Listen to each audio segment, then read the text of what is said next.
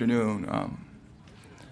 This week, the National Action Network joined the family of Erica Garner and laid her to rest. The only reason that we know Erica Garner's name is because in 2014, we saw an officer choke Eric Garner to death, right? And so if NYPD officers are that aggressive for a black man selling cigarettes, just think how aggressive they can be when a person is selling marijuana or thought to be using marijuana.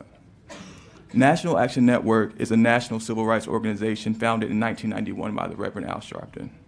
For over 25 years, National Action Network has been the nation's most consistent voice against violence and police brutality. Since our founding, National Action Network has continued to carry the mantle of Dr. Martin Luther King Jr. and his philosophy of nonviolent social change. We are an organization which uses nonviolent direct action to fight for the oppressed and forgotten.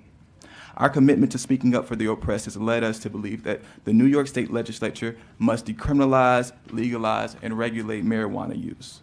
We stand with groups like Drug Policy Alliance and Latino Justice in demanding action on this issue. National Action Network understands that marijuana legalization is not a panacea, but we do believe that marijuana legalization is a necessary step in our fight for a criminal justice system which is free of racial bias. Still, before the conversation moves to the regulatory structure of this new industry, New York must repair the damage it has done to the lives of thousands and thousands of nonviolent marijuana users, many of whom are black. The damage done to black people by marijuana prohibition has included disproportionate arrests, which were propelled by targeted policing of black communities. The enforcement of this state's marijuana prohibition has been conducted in an indisputably racist manner. Whites and blacks use marijuana at approximately the same rates. Still, the ACLU's 2013 study stated that in Nassau, blacks are over 3.5 times more likely than whites to be arrested for marijuana possession. According to the Drug Policy Alliance's November 2017 policy brief, almost 90% of the people arrested for low-level marijuana possession across the state are black. And a 2016 study that was talked about in Politico said that 15.8% of the marijuana users and convictions in New York City were white people, while 32.8% of the marijuana convictions were black folks.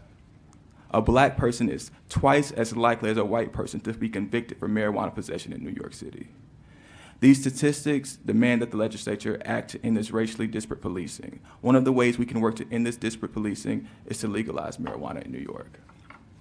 In 1967, Stokely Carmichael and Charles V. Hamilton introduced the phrase institutional racism into the social justice lexicon in their book, Black Power, The Politics of Liberation. They described the difference between individual racism and institutional racism. Individual racism is when a person calls somebody the N-word.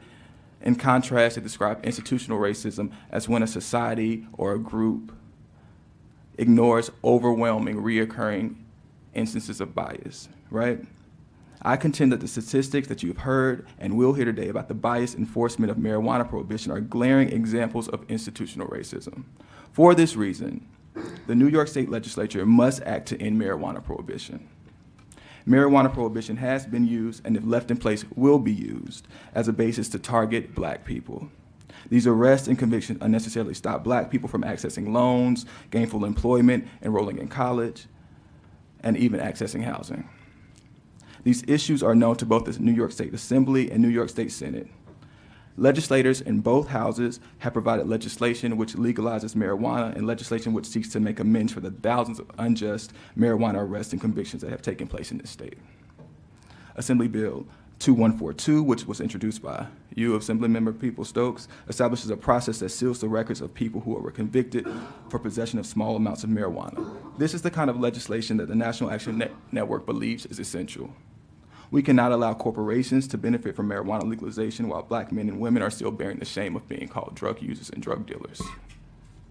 The New York State Legislature must act now to seal the records of all those who have been convicted of marijuana possession in the state of New York.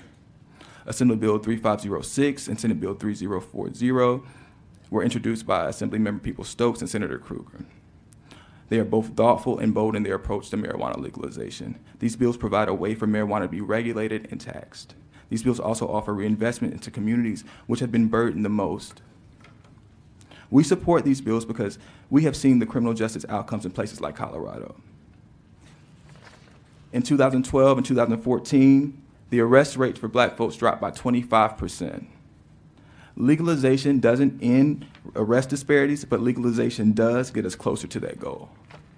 The National Action Network supports legalization of marijuana in New York because we support criminal justice reforms, which get us closer to the goal of ending racially biased policing. If the New York legislature acts to decriminalize, legalize, and regulate while sealing the records of those with past convictions, the legislature will be acting in the best interest of some of the most marginalized New Yorkers. Marijuana prohibition must end in New York. The New York Assembly and Senate are the only bodies that can make this a reality. Please stand on the side of justice. Please stand on the side of black folks. Please legalize marijuana. Thank you so much for you guys' time. It's been a long day.